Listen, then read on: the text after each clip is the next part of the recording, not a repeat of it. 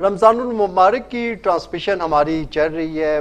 Different topics جو میں نے دیکھے ان پہ میں نے پروگرامز کیے, چاہے وہ جھوٹ ہو, کاروبار کے اصول ہوں, قول و فعل کا تضاد ہو, یا جو بھی ایسے امپورٹنٹ ٹاپکس تھے جو مجھے نظر آیا کہ ہمارے معاشرے میں جہاں پہ ہمیں دین اسلام کے حوالے سے فرائض کا بتا دیا گیا ہے, نماز, روزہ, زکوٰۃ, حج, ان چیزوں کا تو ہمیں معلوم ہے, لیکن دین بیسیکلی ایک پورا کوڈ آف کنڈکٹ ہے, پورا زندگی گزارنے کا ایک طریقہ بتاتا ہے. تو بہت ساری ایسی چیزیں ہیں کہ جس کی وجہ سے, یا آپ یہ کہہ لیں کہ لا علمی کی وجہ سے یا عمل نہ ہونے کی وجہ سے, دین پہ جو دنیاوی معاملات ہوتے ہیں لوگ ان کو لے کے اتنے زیادہ سیریس نہیں ہیں, یا اس طرح سے عمل نہیں کرتے کہ جس طرح سے دینی تعلیمات میں احکامات جاری کیے گئے ہیں. تو آج بھی میرا ایک پروگرام ہے اسی حوالے سے. اس میں میرے ساتھ بڑے رسپیکٹڈ معزز مہمان گرامی بھی موجود ہیں, جن میں سب سے پہلے تو میں بتاتا چلوں کہ مولانا سعید اللہ صاحب میرے ساتھ موجود ہیں. ان کے ساتھ میرے پراپر پروگرام چل رہے ہیں. جو میں نے ابھی ٹاپکس جن کا میں نے ذکر کیا ہے وہ مولانا صاحب نے ان پہ بڑی خوبصورت گفتگو کی ہے, اور مزید برآں انہوں نے ریفرنس دیا ہے قرآن اور سنت کا.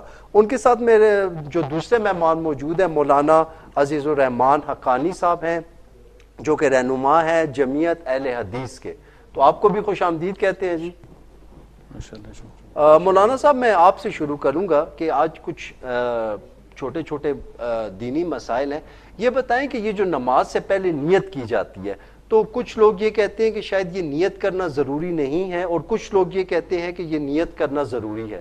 تو آج اگر آپ اس حوالے سے جو لوگوں کی کنفیوژن ہے اس کنفیوژن کو دور کر دیں اور اس مسئلے کو کلیئر کر دیں. بسم اللہ الرحمن الرحیم. مطیب بھائی آپ کا شکریہ. آج ہم آپ کے مہمان بنے ہیں, اور آج میرے ساتھ میرے ساتھی بھی عزیز الرحمان صاحب بھی تشریف فرما ہے. تو سوال جو آپ نے کیا آپ نے نیت کے حوالے سے, تو بخاری شریف ہماری احادیث کی کتاب ہے, معتبر کتاب ہے. اس کی پہلی روایت اور پہلی حدیث ہے کہ انما الاعمال بالنیات. نبی علیہ السلام نے فرمایا عمل کا دار و مدار جو ہے نیتوں پر ہے. تو باقی ہر حوالے سے جس کام کے لیے یعنی ہم ارادہ کرتے ہیں تو وہی نیت ہوتا ہے کسی بھی حوالے سے.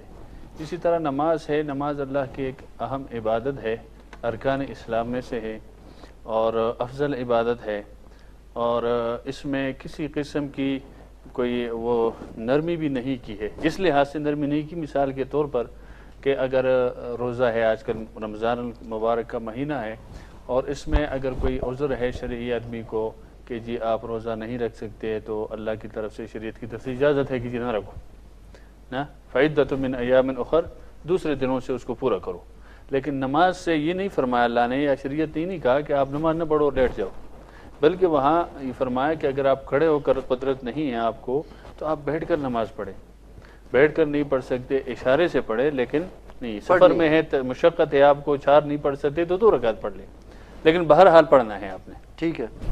اسی طرح نیت جو آپ نے بات کی کہ نماز کے لیے نیت ضروری ہے یا نہیں ہے, لوگ کنفیوز ہے اس میں. کوئی کہتے ہیں جی نیت ضروری ہے, کوئی کہتے ہے ضروری نہیں. نیت اصل میں دل کا ارادے کا نام ہے. تو دل کا ارادہ جب آپ مسجد میں یا نماز کی غرض سے جاتے ہیں تو وہی آپ کی نیت ہے کہ جی میں نماز پڑھ رہا ہوں, ظہر کی, عصر کی, مغرب, عشاء, کوئی بھی ہے, وہی آپ کی نیت ہے. اب اس کے لیے باقاعدہ جو آپ آتے ہیں اور زبان سے کہتے ہیں جی نیت کرتا ہوں فلاں فلاں فلاں, یہ ضروری نہیں ہے. زبان سے جو ہم کہتے ہیں نا, یہ ضروری نہیں ہے پھر کہ ہم جب تک زبان سے ادا نہ کریں تو ہم یہ سمجھیں یار میری تو نماز ہی نہیں ہوئی, یا میں تو نماز میں ابھی داخل ہی نہیں ہوا ہوں. تو اس لیے جو آپ دل سے آئے, مثال کے طور پر جماعت کڑی ہے, آپ مسجد میں تشریف لائے اور آگے جماعت کڑی ہے, اور آپ آتے ہیں, آپ کہتے ہیں جی میں پہلے نیت کروں جی اتنے رکعات اور اس طرح اپنی زبان میں جس طرح, تو وہ ضروری نہیں ہے. آپ آئیں, آپ کی نیت آلریڈی ہے, ظہر کی نماز ہے, جماعت کھڑی, آپ آئے جی اللہ اکبر, آپ جماعت کے ساتھ امام کے ساتھ شامل ہو جائے, جوائن کر لے.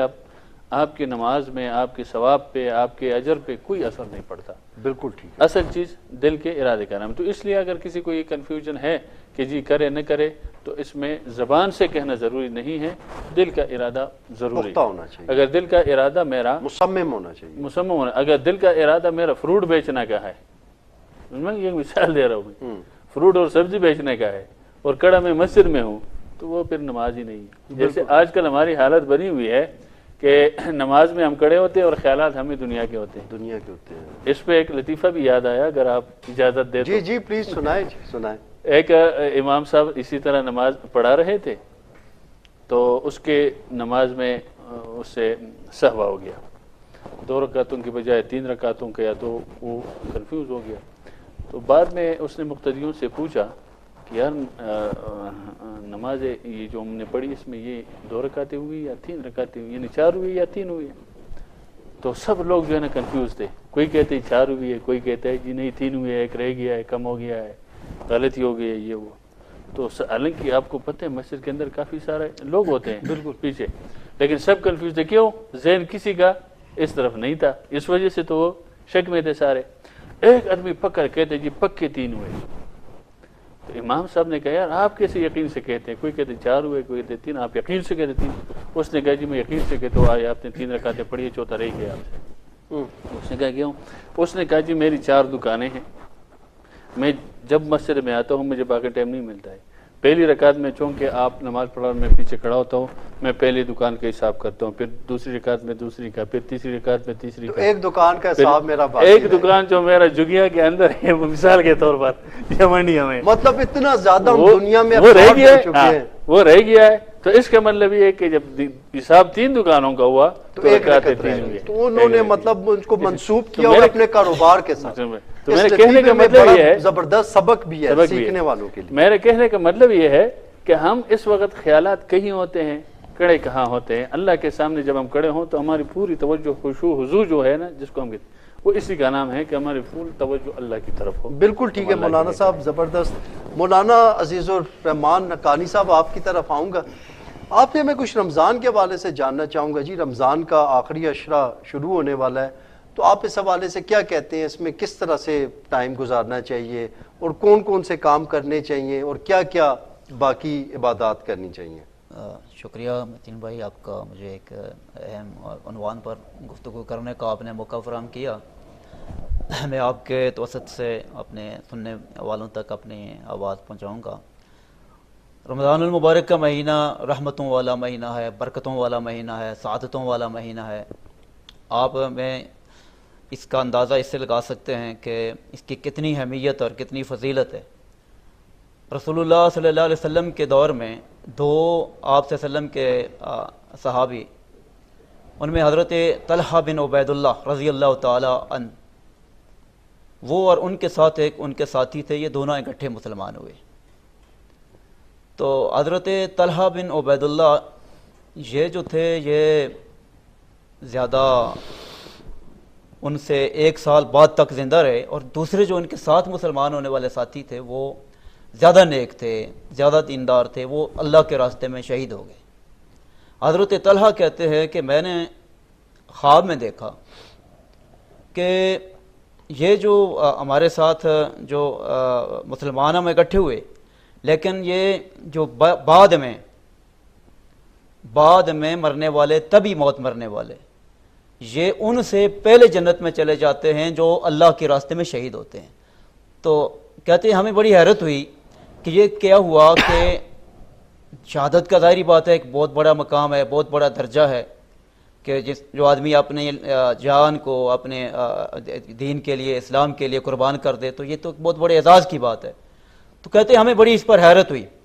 تو میں نے اپنے ساتھیوں سے اس واقعے کو بیان کیا کہ میں نے خواب میں یہ دیکھا کہ وہ جو دونوں اکٹھے مسلمان ہوئے, دونوں نے اکٹھا اسلام قبول کیا, لیکن ان میں سے ایک جو ہے پہلے اللہ کی راہ میں شہید ہو گیا, لیکن یہ جو شہید ہونے والے سے پہلے جو بعد میں ہے, جو آدمی تبھی موت وہ فوت ہوئے ہیں, وہ پہلے جنت میں چلے گئے ہیں. تو ان کو حیرت ہوئی, تو رسول اللہ صلی اللہ علیہ وسلم سے پوچھا کہ اللہ کے نبی میں نے یہ خواب میں دیکھا, اس کی وجہ. تو آپ صلی اللہ علیہ وسلم نے فرمایا کیا علیہ ماکث بعد سنتن, کیا یہ اس کے بعد 1 سال زندہ نہیں رہا؟ اس نے فصام رمضان, اس نے رمضان المبارک کو گزارا, اس نے روزے رکھے, پھر رمضان المبارک میں اس نے قرآن کریم کی تلاوت کی, ذکر و اذکار کیا, اللہ کو یاد کیا, تسبیحات و تمجیدات و تعلیلات میں اپنے اوقات گزارے. تو اس لیے یہ بعد میں تبھی موت مرنے والا شخص جو ہے وہ اللہ کے راہ میں شہید ہونے والے سے پہلے جنت میں چلا گیا. تو اس سے آپ اندازہ لگا سکتے ہیں یہ کتنا بڑا مہینہ ہے, کتنا عظیم مہینہ ہے, کتنا اجر و ثواب والا مہینہ ہے. بالکل ٹھیک ہے مولانا عزیز الرحمان صاحب, آپ نے بڑی خوبصورتی سے رمضان کے حوالے سے ہمیں بتایا, لیکن اکثر ہمارے معاشرے میں یہ دیکھا گیا ہے کہ اگر عام طور پہ معاشرتی اعتبار سے بات کی جائے تو جو چیزیں باقی ممالک میں جن کے ریٹ کم ہو جاتے ہیں وہ ہمارے ملک میں یہ ایک تاثر دیا جاتا ہے اور کہا جاتا ہے کہ ان کے ریٹ بڑھا دیے جاتے ہیں. تو پھر اس طرح کے عمل ہونے کی کیا وجہ ہے کہ جبکہ رمضان اتنا بابرکت مہینہ ہے, اتنا بہترین مہینہ ہے اور ہر کسی کو موقع ملتا ہے کہ وہ عبادات کرے, نیک عمل کرے, روزے رکھے, لیکن اس کے باوجود پھر اس قسم کی چیزیں سامنے آتی ہیں, تو پھر اس کی کیا وجہ؟ سر آپ نے بڑی اہم بات کی ہے. میں سمجھتا ہوں کہ یہ بہت بڑی کمزوری ہے بحیثیت مسلمان, ہمیں اس طرف آنا چاہیے. آج اکثر میں ایک مسجد میں جمعہ بھی پڑھاتا ہوں, ہم سے لوگ مسائل پوچھتے ہیں, یہ پوچھتے ہیں کہ اس سے روزہ ٹوٹ جاتا ہے, فلان چیز سے ٹوٹ جاتا ہے, مسواک سے ٹوٹ جاتا ہے. تو میں تو ان کو بتاتا ہوں کہ یہ مسواک سے تو روزہ نہیں ٹوٹتا, مسواک آپ کر سکتے ہیں. اور وہ چیزیں لوگ سوال وہ کرتے ہیں کہ جو کرنے چاہیے وہ نہیں کرتے. یہ آپ نے بڑی درست بات کی ہے کہ ہم اس بات کی جھوٹ نہیں چھوڑتے, ہیرا پھیری نہیں چھوڑتے. اب بات یہ ہے کہ اسی سے ریلیٹڈ ایک اور مسئلہ ہے لوگوں میں کہ جب کام بگاڑ دیتا ہے نا اس کے بعد آ کر مسئلہ پوچھتے ہیں, اس سے پہلے نہیں پوچھتے. یہ حالانکہ یہ جو اس کے بارے میں رسول اللہ صلی اللہ علیہ وسلم کے مسواک کے بارے میں ہے کہ آپ مسواک کر سکتے ہیں, صرف انجیکشن جو ہے وہ آپ لگوا سکتے ہیں, البتہ وہ جو انرجی والا طاقت والا وہ نہ لگوائیں. تو جن سے ٹوٹ جاتا ہے وہ غیبت سے ٹوٹتا ہے, ہیرا پھیری سے ٹوٹتا ہے, جھوٹ سے ٹوٹتا ہے. اللہ کے نبی کی واضح حدیث ہے کہ من لم یدا قول ہیرا پھیری سے ٹوٹتا ہے, ظاہری بات ہے, من لم یدا قول الزور والعمل بہ فلیس للہ حاجۃ ان یدا طعام و شراب. آپ صلی اللہ علیہ وسلم نے فرمایا کہ جو آدمی جھوٹ نہیں چھوڑتا, جھوٹے بات نہیں چھوڑتا اور غیبت نہیں چھوڑتا, حسد, کینہ, یہ ساری چیزیں نہیں چھوڑتا, تو اللہ کو کوئی ضرورت نہیں ہے کہ وہ بھوکا رہے. یدا طعام و شراب, کہ وہ اپنا کھانا پینا. اس کا مطلب ہے کہ عام طور پہ ایک بات میرے ذہن میں آ رہی ہے کہ روزے اور فاقے میں فرق ہونا چاہیے. ہاں, یہ آپ نے بالکل درست بات کی ہے. یہ جو ہم سمجھتے ہیں کہ صرف روزہ صبح سے سحری سے مغرب تک کھانے پینے سے اجتناب کا نام ہے, ایسا نہیں ہے. روزہ ہماری آنکھوں کا بھی روزہ ہے, کانوں کا بھی روزہ ہے, ہاتھ کا بھی روزہ ہے, زبان کا بھی روزہ ہے. اور سب سے بڑھ کر جو آج ہمارے یہاں جو خامی ہے وہ یہ ہے کہ آپ صلی اللہ علیہ وسلم نے تو زبان کے بارے میں تو یہ فرمایا ہے. آپ صلی اللہ علیہ وسلم نے فرمایا, آپ سے پوچھا گیا کہ من نجات کس چیز میں ہے, تو آپ علیہ الصلوۃ والسلام نے فرمایا تھا امسک الیک لسانک. صحابی نے پوچھا تھا اللہ کے نبی میں اگر کامیاب ہونا چاہوں مجھے یہ بتائیں کہ کون سی چیز میں نجات ہے, تو آپ نے فرمایا امسک الیک لسانک, اپنی زبان پہ قابو رکھ. ایک بات تو زبان جو ہے اس کا بڑا کردار ہے. اگر ہم روزہ رکھ لیں صبح سے, دن کو ہم جھوٹ بھی بولیں, ہم غیبت بھی کریں, ہم پس پش باتیں بھی کریں, تو ہم کہیں کہ ہم روزے سے ہیں, تو یہ پھر کھانا پوری روزے کا جو فارمیلٹی ہوگی. جی یہ پھر اسے آپ بھوک ہڑتال تو کر سکتے ہیں, روزہ نہیں ہے. بالکل روزے کا یہ تصور ہی نہیں ہے. تصور ہی نہیں ہے. مولانا سعید اللہ صاحب آپ کی طرف آؤں گا. آپ یہ بتائیں کہ ہمارے معاشرے میں ایک اور بڑی عام, میں اصل میں چونکہ چیزوں کی ڈارک سائڈ سامنے لا رہا ہوں اور میں یہ آپ کو پتہ ہے کہ سمجھتا ہوں کہ جو خامیاں ہیں ان پہ روشنی ڈالنی چاہیے اور ان کو سامنے آنا چاہیے تاکہ وہ مسائل حل ہو معاشرے کا اصلاح ہو. ٹھیک ہے, اب ہمارے معاشرے میں کردار کشی بڑی آسانی سے کر دی جاتی ہے, تہمت بڑی آسانی سے لگا دی جاتی ہے, الزام تراشی بڑی آسانی سے کر دی جاتی ہے. اگر آپ اوپر سے لے کے حکومت سے لے کے عام انفرادی حیثیت تک آ جائیں تو یہ چیز آپ کو عام نظر آئے گی. کسی کو ہمیں بتایا جاتا ہے 2018 میں کسی کا بتایا جاتا ہے چور ہے, تو 2024 میں وہ مومن ہوتا ہے. کسی کا 2014 میں بتایا جاتا ہے یہ فرشتہ ہے, تو 2024 میں وہ شیطان ہوتا ہے. اسی طرح ہمارے عام مطلب اگر معاشرے کی بات کی جائے تو ہم لوگوں نے اگر کسی کے ساتھ دلائل سے بات کرنی ہو, ہمارے پاس دلیل ختم ہو جاتی ہے تو پھر ہم کہتے ہیں نہیں یہ تو چور ہے, یہ تو بد کردار ہے, اس کی کردار کشی کرنے لگ جاتے ہیں, نہیں یہ تو نشئی ہے.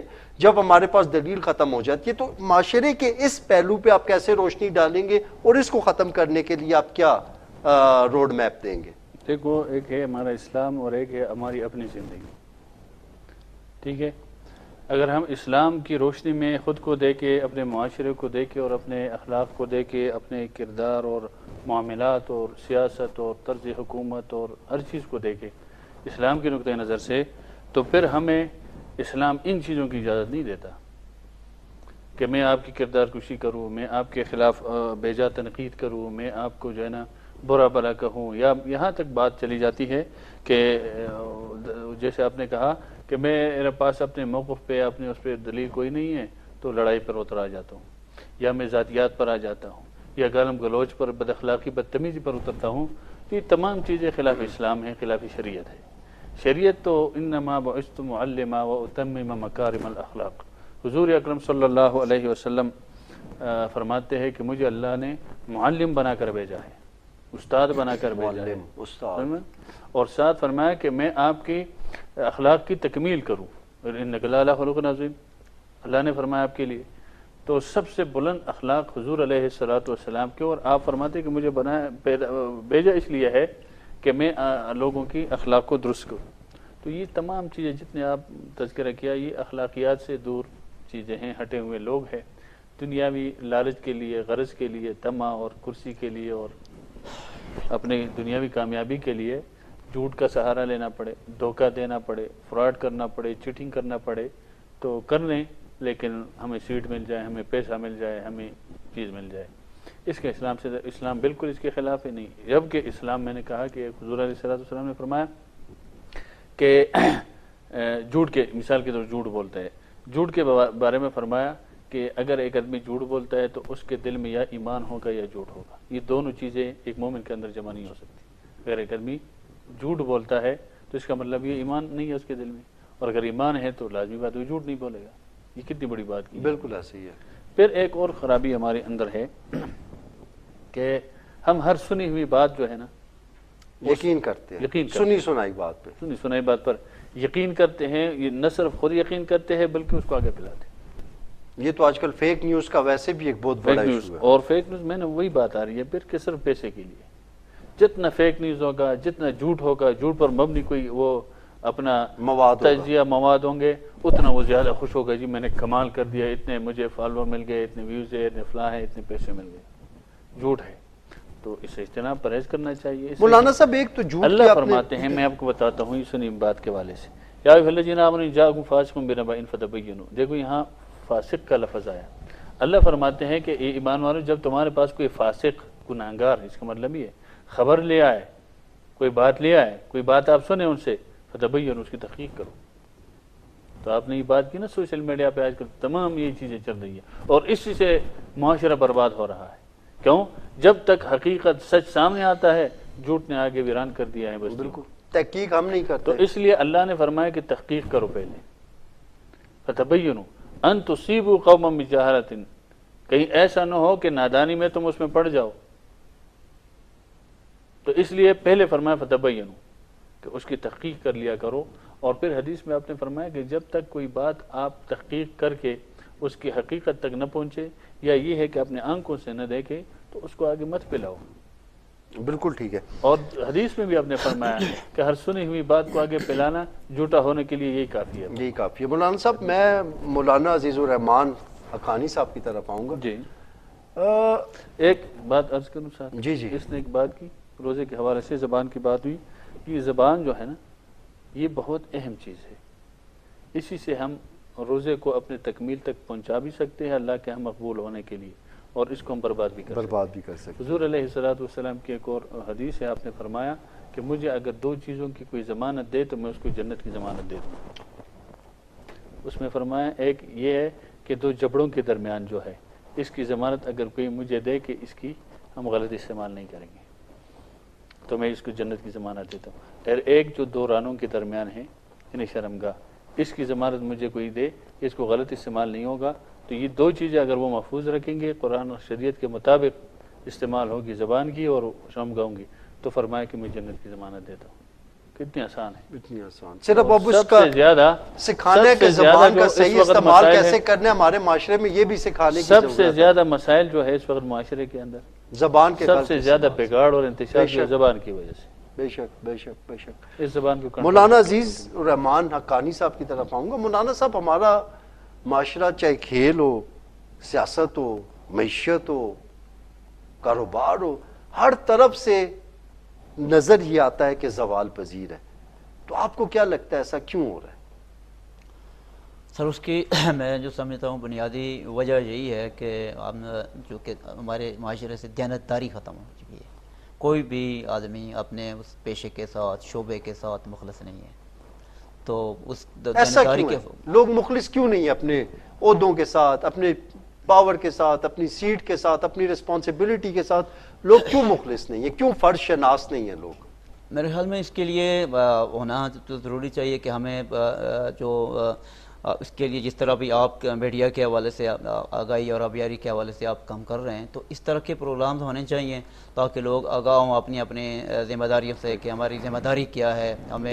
ہمارے اندر احساس ذمہ داری نہیں ہے. ہم جو بحیثیت ایک قوم، ایک غیر ذمہ دار قوم ہے. میں جہاں تک دیکھتا ہوں، میں جہاں تک سمجھتا ہوں، شاید میرے ساتھ آپ ایک منٹ میں آپ کی قطع کلامی معاف، آپ نے بولا بحیثیت قوم، جی تو کیا آپ یہ بات وثوق سے کہہ سکتے ہیں کہ ہم ایک قوم ہیں یا ہم اقوام ہیں؟ سر قوم تو ہم نہیں ہیں، ہم تو تقسیم ہیں. ہم تو بے شمار ڈویژن ہیں ہمارے اندر، ٹھیک ہے. مذہبی، لسانی، قومی، اور اس کا ایک پس منظر ہے. پچھلے کئی دہائیوں سے یہاں پر جو یہاں تو یہ تو کہتے ہیں نا کہ اسلامی جمہوریہ پاکستان، لیکن یہ نہ اسلامی ملک رہا ہے نہ جمہوریہ رہا ہے. یہاں لوگوں کا اپنا ایک ذاتی ایجنڈا رہا ہے، جس کی وجہ سے یہاں جمہوریت کو جو ہے وہ اپنے نہیں دیا گیا. تو مختلف قسم کے جو ہے وہ تجربات کیے گئے، تو اس کے نتیجے میں جو ہم قوم نہیں بن سکے. کبھی ایک ڈکٹیٹر آیا تو اس نے جو ہے وہ اسلامائزیشن کا نعرہ مارا، تو دوسرا آیا اس نے مڈریٹ کا جدت پسندی کا نعرہ مارا.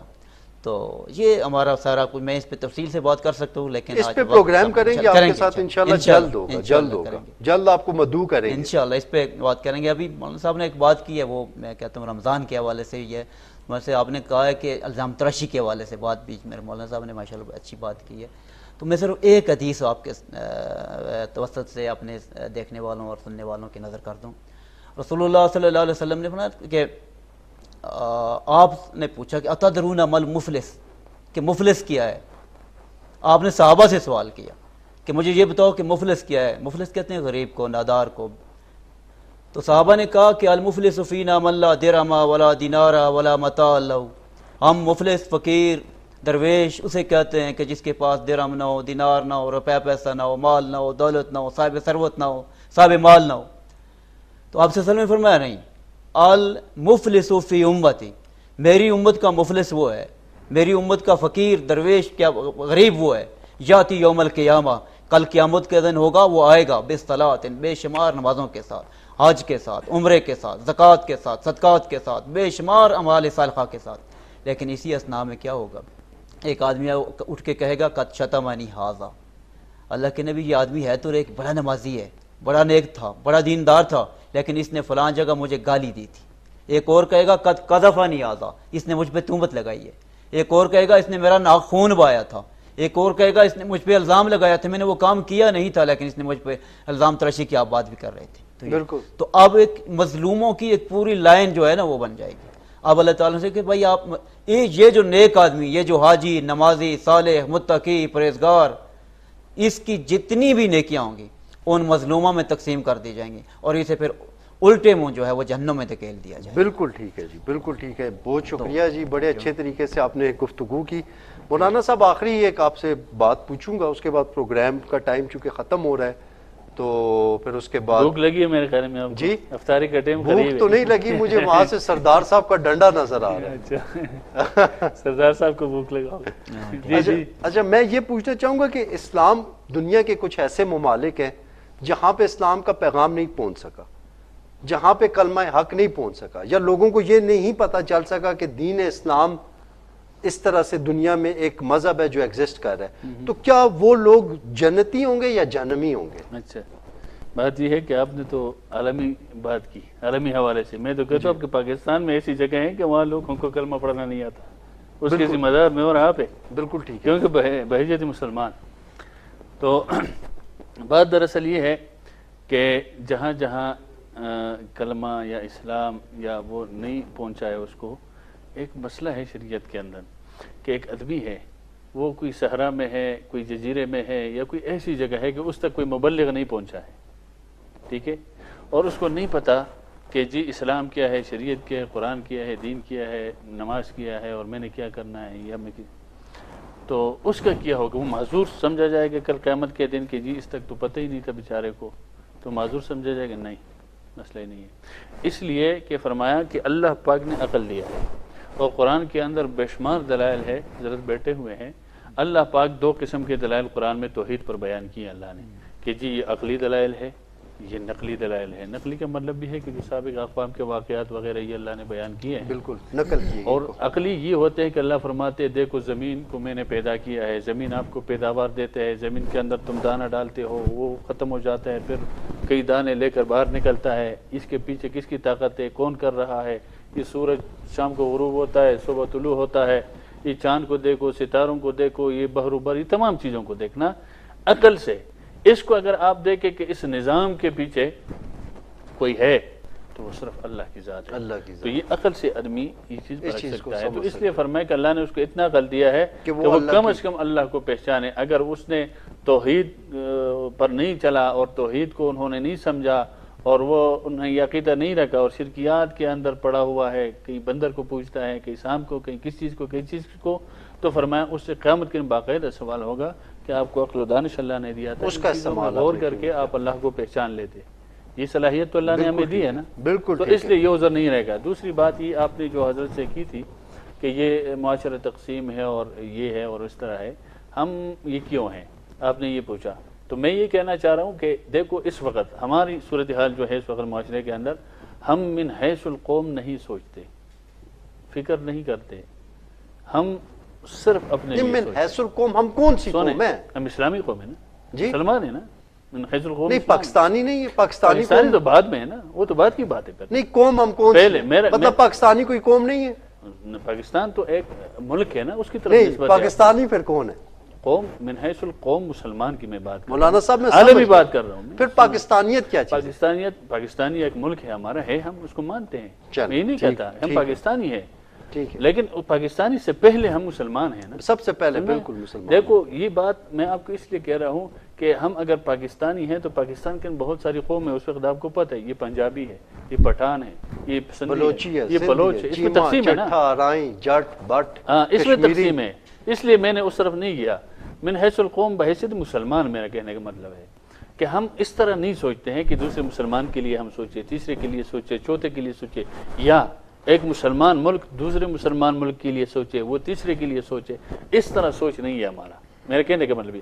بلکہ ہم اگر مسلمان، میں اپنے لیے سوچتا ہوں آپ تباہ ہوتے برباد ہوتے، وہ چاہے نہیں یار کیا ہے، اپنی ذات تک محدود ہے۔ اس وجہ سے ہاں یہ ہم تقسیم جو ہوئے ہیں اس وجہ سے ہوئے ہیں، ہم دوسرے کا نہیں سوچتے، اور جہاں انفرادیت آ جائے اور جہاں اتحاد اور اتفاق اور یہ چیزیں ختم ہو جائے تو وہاں پھر دشمن جو ہے وہ کامیاب ہوتا ہے، اور شکار جب باز آتا ہے نا، وہ جہاں اکیلے اکیلے ہوتے ہیں نا وہاں سے اٹھا کر لے جاتے ہیں، اور جہاں اکٹھے ہوتے ہیں ماشاءاللہ ایک ہی بات ہے، یعنی ذات کے اسیر ہیں بس، ہاں، یہ ایک بس جملے میں شاید بات مکمل ہوتی ذات کے، ہے۔ ہاں جی، اور بالکل تو یہ چیز ہمیں ختم کر بالکل۔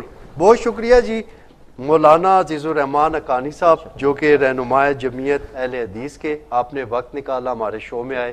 مولانا سعید اللہ صاحب، آپ کا بھی بہت شکریہ، ٹائم نکالتے ہیں، محنت کرتے ہیں، ان چیزوں سے پردہ اٹھا رہے ہیں کہ جن پہ ڈسکشن نہیں ہوتی یا جو اتنی عام نہیں ہے، جن کو سمجھنے کے لیے لوگوں کے پاس ٹائم نہیں ہے۔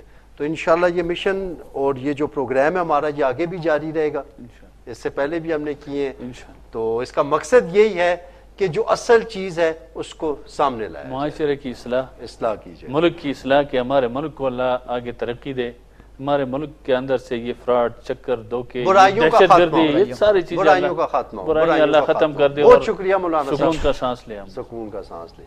جی آپ نے دیکھا کہ آج بھی ہم لوگوں کا رمضان ٹرانسمیشن کے حوالے سے ایک اور بڑا امپورٹنٹ پروگرام ہوا۔ آج کے ٹاپک میں آپ کو ضرور کچھ سیکھنے کو ملا ہوگا۔ اس کے ساتھ ہی پروڈیوسر سردار توقیر صاحب، کیمرہ مین بشارت ایوان کے ساتھ اجازت دیجیے، اللہ حافظ۔